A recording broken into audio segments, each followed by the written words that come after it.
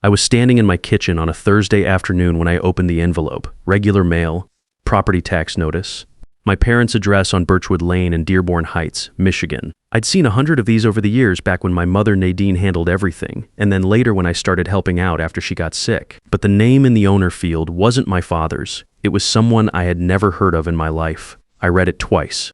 Then I set it down on the counter, went and got a glass of water, came back and read it again. Same name, same address. Different owner. My name is Leonard Caldwell. I'm 62 years old. I spent 30 years as a contractor in the Detroit metro area, mostly residential framing and finish work with some small commercial builds mixed in. I know how property documents work. I know what a deed transfer looks like. And I knew standing there in my kitchen in Westland exactly what that tax notice meant.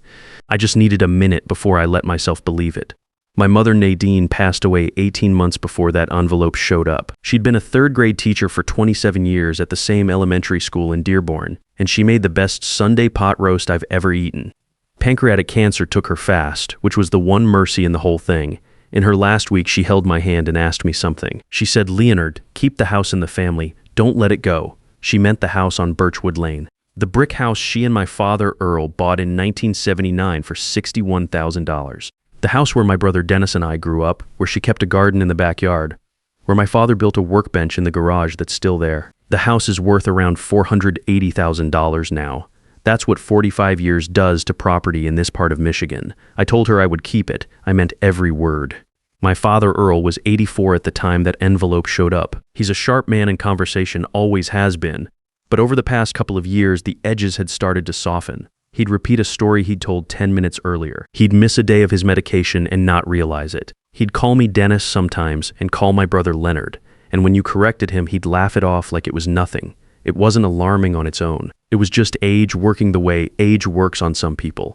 My brother Dennis is 64. He's an accountant by trade, does some real estate work on the side, small stuff mostly. After our mother died, Dennis started coming around my father's house a lot more. He'd stop by on weekdays. He'd help with groceries, with appointments, with the kind of day-to-day logistics that my father was starting to need help with. I thought it was grief. I thought Dennis was stepping up the way you're supposed to when a parent dies and the other one is getting older. That's what I told myself for the better part of a year. I was wrong about that. The first sign that something was off came about 8 months after my mother passed. I'd call my father in the evening, which I did 2 or 3 times a week, and Dennis would pick up. Not my father, Dennis. "Dad's resting. He went to bed early. He's not feeling great. I'll tell him you called." I didn't think much of it at first. My father did get tired more easily. It made sense that Dennis was there in the evenings, but then it kept happening. I'd drive over for our Sunday lunch and Dennis would already be there, and there'd be some reason the visit should be short. Dad had a doctor's appointment later. Dad was having a rough day. The timing wasn't great. Once I showed up and Dennis was going through some papers at the kitchen table, and he kind of shuffled them together when I walked in. I noticed. I didn't say anything. Then came the afternoon. My father called me and said something that stopped me cold. He said, "Dennis told me you didn't want to be involved with the house anymore." I sat with that for a moment before I answered, "Dad, that's not true." I never said anything like that. He said, "Oh, must have been a misunderstanding." It wasn't a misunderstanding. I knew that the second I heard it. Someone had put that idea in my father's head on purpose, while his memory was soft enough that he'd accept it without questioning it too hard. That's when I started paying real attention. 2 weeks later, that tax notice showed up with a stranger's name where my father should have been. I didn't call Dennis. The thought crossed my mind for about half a second, and then I let it go. I called Judith Hale instead. Judith has been my attorney for 15 years. She handled permits on my bigger builds, did my estate planning after my divorce, and got me out of a contractor dispute back in 2016 that would have finished me financially if she hadn't stepped in fast. She doesn't waste time and she doesn't soften things to make you feel better. Those are the 2 qualities I needed most right then. I called her that Thursday evening. She picked up on the 3rd ring. I read her the name on the tax notice. She was quiet for a moment. Then she said, "Leonard, do not contact your brother yet. Come to my office tomorrow morning first thing. Bring anything you have on your father's property and accounts." I said I would. After I hung up, I stood in my kitchen for a while looking at the tax notice on the counter. I did not sleep that night. Judith had the full picture within 48 hours. Here's what she found. 6 weeks before that tax notice arrived, Dennis had used a power of attorney to sign a purchase agreement on my father's house. The POA was real, meaning my father had actually signed it, but Earl had signed it approximately 4 months earlier during a period when his memory issues had been getting noticeably worse. The document was notarized by someone out of a small office in Livonia that Judith said she had never heard of. The buyer was a real estate investor, a man Dennis knew through a mutual contact in his side business. Sale price, $452,000, about $28,000 below current market value. Judith said that kind of discount was typical in arrangements like this. Fast sale, cooperative buyer, everybody moving quickly and not asking too many questions. The closing date was set for 6 weeks out from the day I was sitting in Judith's office. Dennis had debts. Judith found that out through the civil records process, which took her about a day. He had made some bad investment calls over the past couple of years and was into a private lender for close to $60,000. The sale of my father's house would have cleared that debt and left him with money to spare. I would not have seen a dollar of it. My father would have been moved somewhere smaller and told it was for his own good. I sat across from Judith and listened to all of this without saying much. When she finished, I asked her what our options were. She said we could file to block the sale immediately. We could go to the court that same week and put a stop to the transaction. But she also said if we moved that fast, Dennis would get a lawyer and argue the POA was legitimate. It was signed, it was notarized, and on the surface it looked like a legal document. Tying that up in court could take a year or more, and during that time the outcome was not guaranteed.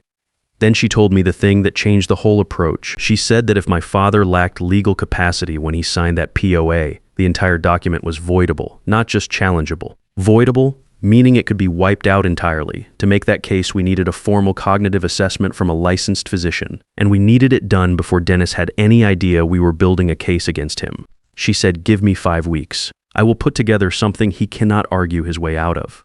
I said yes. Those 5 weeks were the hardest stretch I can remember. I want to be honest about that. It was not exciting. It was not some movie where the guy is quietly confident and everything feels under control.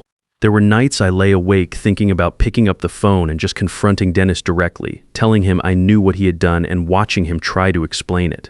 I wanted to do that more than I can say, but I didn't. I kept showing up. Every Sunday I drove to Birchwood Lane for lunch. Dennis was there most of the time, and I sat across from him at the table where my mother used to serve pot roast, and I acted like everything was normal. I asked him how work was going. I let him top off my coffee. I talked to my father about the tigers, about the weather, about whether the gutters on my house needed cleaning. I acted like a man who had no idea anything was wrong. One afternoon, about 2 weeks in, Dennis mentioned casually that he was helping our father with some of the property paperwork. Said it like it was a minor thing, just handling some documents because all that stuff gets confusing at Dad's age. He said our father had asked him to take care of it. I said, "That's good of you, Dennis," and I watched his face when I said it. Just for a second, before he put his regular expression back on, there was something else there. Not guilt, something closer to confidence. The look of a man who thinks the situation is completely in hand and the person sitting across from him has no idea. That look was useful to me. It told me he had no suspicion at all.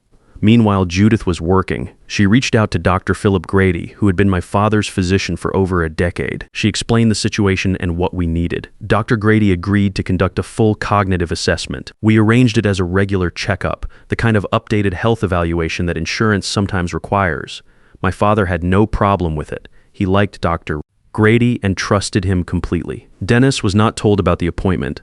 Dr. Grady's assessment came back with a clear finding. My father showed moderate cognitive impairment consistent with early-stage dementia. His capacity to understand and execute complex legal documents was, in the doctor's professional opinion, significantly compromised. Critically, Dr. Grady was also able to review my father's existing medical records and chart notes going back 18 months. Based on those records, he was able to state in writing that Earl's cognitive decline had been progressing for well over a year and that at the time the POA was signed, his capacity was very likely insufficient for that kind of legal decision. That written opinion became the foundation of everything that followed. Judith filed for a guardianship arrangement over my father's financial affairs with herself named as fiduciary. That went on record before any of the rest of it came to a head. She also filed the paperwork to freeze any transactions related to the Birchwood Lane property, effective immediately. I did one thing on my own. Michigan is a one-party consent state when it comes to recording phone calls. I looked that up, confirmed it with Judith, and then I started recording my calls with Dennis. There were 3 calls over those 5 weeks where Dennis said things he should not have said. The first one was a Wednesday evening. He called to check in. He said, "Just wanted to make sure I knew Dad was doing okay." We talked for maybe 10 minutes. Toward the end, he mentioned that he had been getting Dad's affairs in order and that things were moving along on the property side. He said it casually, like he was talking about scheduling a dentist appointment. I said that sounded good and asked if there was anything I needed to do. He said no, he had it covered. I didn't need to worry about it. I kept my voice easy and thanked him. The second call was about 10 days later.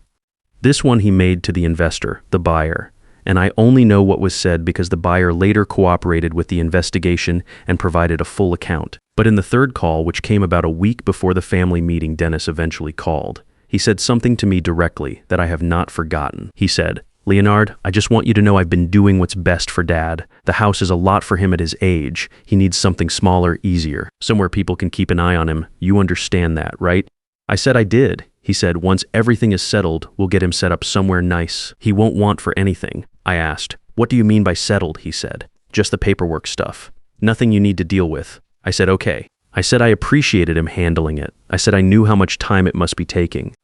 After I hung up, I sat in my truck in the Home Depot parking lot where I'd pulled over to take the call, and I listened to the recording twice. His voice was completely relaxed. No hesitation, no sign that he thought for even a second that anything he was saying was a problem. That was the part that stayed with me, not the words themselves, but how easy it all sounded coming out of his mouth.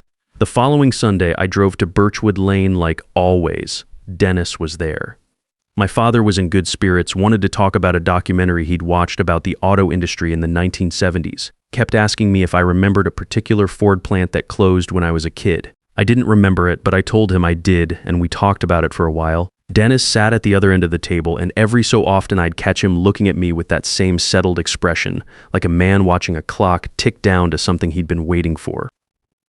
That afternoon, when I was getting ready to leave, Dennis walked me out to my truck. He put his hand on my shoulder and said, "I know Mom's passing has been hard on all of us. I just want you to know I'm taking care of things." I looked at him for a moment. "I know you are, Dennis," I said. I drove home and called Judith. She told me the freeze on the property transaction had gone through. The buyer had been notified that the sale was on hold pending a legal challenge. She had also contacted Adult Protective Services to open a formal inquiry into potential elder financial abuse. The guardianship filing was on record. Dr. Grady's written assessment was on record. The recorded calls were documented and preserved. She said, "We're ready whenever you are." I asked her what the best way to do this was. She said we should let Dennis make the next move. He would find out about the frozen transaction within a day or two, and when he did, he would most likely call a meeting. She said to let him call it, let him think he was still directing things. Walk in prepared. 2 days later, Dennis called me. He said he thought we should all get together, the three of us, him and me and Dad, to talk about some things related to the house and Dad's future. He said it in the tone of a man delivering news he expected to be unwelcome but manageable. He had clearly found out the sale was frozen and had decided the best move was to get in front of me before I got in front of him. I said that sounded fine. I said I'd be there. After I hung up, I sat quietly for a while. I thought about my mother Nadine. I thought about that last week in the hospital, how she looked when she asked me to keep the house, how certain she was that I would. I don't know if she had any idea what Dennis might do after she was gone. I don't know if she suspected something or if she was just being careful the way people who've worked hard for things tend to be careful about them. Either way, she asked me and I told her yes. I thought about my father too.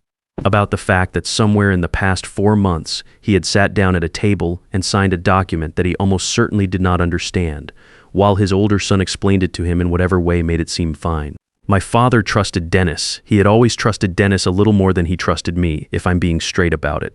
Dennis was the one who called more, who showed up more, who seemed more present. And Dennis had used that trust the way a man uses a tool when he needs something done. I was not angry at my father. I want to be clear about that. I was sad for him. There's a difference. The morning of the meeting, I called Judith one more time. She confirmed everything was in order. She would not be present at the house, but she was available by phone, and every document we needed was ready to go. I printed the file she had put together, put it in a plain folder, and drove to Birchwood Lane. Dennis was already at the kitchen table when I arrived. He had papers in front of him, a neat stack, the kind of setup a man puts together when he wants to look organized and in control. My father was in his chair in the living room with the TV on low. The house smelled the way it always did. A little like wood and a little like the coffee my mother used to keep going all day on the counter. Dennis looked up when I walked in. He said, "Hey, good, you're here. Grab some coffee. We need to talk through a few things." I set my folder on the table and sat down across from him. He glanced at the folder but didn't ask about it. He started talking. He said he knew the property transaction had been flagged somehow, that there seemed to be some kind of legal hold on it, and that he was sure it was just a bureaucratic mix-up that could get sorted out. He said he had been working hard to get everything set up for Dad, that the house was too much for one person at Earl's age, and that he had found a great buyer who was willing to move quickly. He was smooth about it. I'll give him that. He talked about it the way a man talks about something he's done for someone else's benefit. Like he expected me to be a little surprised, but ultimately grateful once I understood the full picture. I let him finish. Then I opened the folder. I put Dr. Grady's cognitive assessment on the table first. I turned it so it faced him and slid it across. Dr. Grady conducted a full evaluation of Dad's cognitive state, I said. He also reviewed Dad's medical records going back 18 months. His written opinion is that at the time Dad signed the power of attorney, his capacity to understand and execute a legal document of that nature was significantly compromised. Dennis looked at the document. He didn't pick it up. I put the second page down. This is the injunction Judith Hale filed 4 days ago. The property transaction is legally frozen. It is not a bureaucratic mix-up. He was quiet now. I put the third page down. It was a summary of the recorded call transcripts, the ones where he had described the plan to me directly, the timeline, the buyer, what he intended to do with the proceeds. Michigan is a one-party consent state, I said. I've been recording our calls. That was the moment it fully landed for him. I watched it happen. He sat back in his chair. The organized, prepared version of Dennis that had walked in here with his neat stack of papers was gone. What was left was a 64-year-old man who had just understood that the situation he thought he controlled had been controlled by someone else for the past 5 weeks. He said, Leonard, I said, I don't want to do this in front of Dad, so I'm going to say what I need to say and then I'm going to ask you to leave. He didn't answer. I said, Adult Protective Services has opened an inquiry. The Law Society has been notified regarding the notary who certified the POA. The buyer has already been contacted and is cooperating with the investigation. Judith has filed guardianship paperwork over Dad's financial affairs. The house is not going anywhere. From the living room, my father called out, "Everything okay in there?" I said, "Yeah, Dad, everything's fine." "Be out in a minute." Dennis looked at the table. He looked at the papers. He looked like a man trying to find one more move and coming up empty. He said quietly, "I have debts, Leonard." I said, "I know," he said. "I didn't have a lot of options." I said, "Dad's house was never one of your options. That was never yours to use." He didn't say anything to that. I said, "Call a lawyer today, a real one. Not whoever helped you set up that POA. You need proper representation before this goes any further." He stood up. He gathered his papers, though I don't know why. There was nothing in that stack that helped him anymore. He didn't look at me on his way to the door. I heard him stop in the living room and say something to my father, something short, and then I heard the front door open and close. I sat at the kitchen table for a minute. I could hear the TV from the living room, some afternoon news program. I looked at the workbench out the window in the garage, the one my father built 40 years ago that's still standing exactly where he put it. Then I went in and sat with my father. He muted the TV and looked at me. He said Dennis seemed upset. I said he's got some things to work through. My father nodded slowly. He said, "You boys always handled things differently. Dennis charges ahead and you wait. You were always the one who waited." I didn't say anything to that. I just sat there with him for a while. After about an hour, I called Judith from the driveway. She picked up right away. I told her Dennis had left without much resistance. She said that was about what she expected. She said the next few months would involve the formal legal process, the inquiry, the court review of the POA, and that I should be prepared for it to take some time. She said I had done everything right. I thanked her and sat in my truck for a few minutes before I drove home. The legal process took about 4 months start to finish. The court voided the power of attorney. Dr. Grady's assessment was the foundation of the case. You cannot enforce a legal document signed by someone who lacked the capacity to understand what they were signing. And Judith made sure that argument was built so tight there was no room to push back on it. The buyer walked away. He had known the arrangement was unusual, and when the investigators came to him, he cooperated fully in exchange for not being named in the fraud complaint. Dennis's real estate license was suspended during the Elder Financial Abuse Inquiry. The DA reviewed the case and declined to file criminal charges, citing the difficulty of proving intent beyond a reasonable doubt when the POA carried a valid signature and notarization. That was not the outcome I would have written if I were writing it, but it was the outcome the law produced, and I have made my peace with it. Dennis knows what he did. I know what he did. That does not go away because a prosecutor decided the case was too complicated. My father still lives on Birchwood Lane. I arranged for a part-time caregiver named Donna, who comes by 4 days a week. She makes sure he is eating right, taking his medication, and getting out of the house a few times a week. My father likes her a lot. He told me once that she reminds him of my mother, which is about the highest compliment Earl Caldwell gives to anyone. Dennis and I do not speak. I don't know if that changes someday. I'm not holding on to anger about it. I'm also not pretending it didn't happen. Some things, once they happen, just become part of the record. That's where this one lives now. The house on Birchwood Lane is still in the family. The deed is clean. The guardianship is in place. Judith made sure every piece of it is locked down the way it should have been from the beginning. Last Sunday, I drove over and had lunch with my father. He wanted to talk about the Tigers again. We sat at the same kitchen table where I grew up eating my mother's cooking, and we talked about baseball for an hour, and it was just a regular afternoon. On my way out, I stopped in the garage and put my hand on the workbench my father built 40 years ago, solid as the day he made it. My mother asked me to keep the house. I kept my word. If you're reading this and you have an aging parent with property, and there is someone in the picture who has started managing their paperwork or steering conversations about their living situation, pay attention. Not everyone in that role is doing something wrong, but some are, and the ones who are will work hard to make sure you don't find out until the closing date is 2 weeks out and the locks have already been changed. Your parent built something over a lifetime. That house is not a transaction. It is not someone else's way out of a bad debt. If something feels off, don't wait for more proof before you act. Call your own lawyer. Get a cognitive assessment on record if there's any question about your parent's capacity. Know your state's laws on recorded calls. Document everything from the first conversation that doesn't sit right. The law can protect people, but it works a lot better when you give it something solid to work with before the other side gets too far ahead.